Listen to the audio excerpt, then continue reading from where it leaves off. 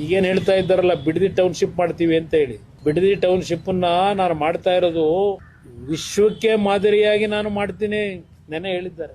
ನೀವು ಈ ರಾಜ್ಯದಲ್ಲಿ ಎಸ್.ಎಂ. ಕೃಷ್ಣ ಅವರ ಸರ್ಕಾರದಲ್ಲಿ ಯುಡಿ ಮಿನಿಸ್ಟರ್ ಆಗಿ ವಿಶ್ವ ದರ್ಜೆಗೆ ಬೆಂಗಳೂರು ನಗರ ತೆಗೆದುಕೊಂಡು ಹೋಗಿರೋದು ಇಲ್ಲೇ ನೋಡಬಹುದು. ಈ HMT ಆವರಣದಲ್ಲಿ ಯಾವ್ದು ವೆಲ್ಲಿಂಗ್ಟನ್ ಪ್ರೆಸ್ಟೀಜು ಬ್ರಿಗೇಡು ಅಲ್ಲ ಹಲವಾರು ಇದಾವೆ. ಇಲ್ಲಿ ನಮ್ಮ HMT ನೂರಾರು ಜನ ಸಾವಿರಾರು ಜನಕ್ಕೆ ಅನ್ನ ಕೊಟ್ಟಂತ ಸಂಸ್ಥೆ.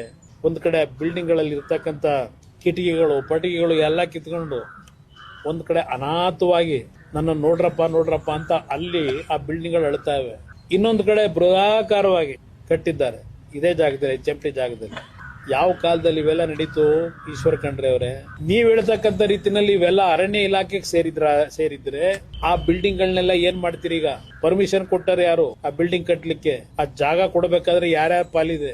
ವಿಶ್ವ ದರ್ಜೆ ಮಾಡ್ತಕ್ಕಂಥ ಮಹಾನ್ ನಾಯಕರು ಅವ್ರ ಪಾಲು ಎಷ್ಟಿದೆ?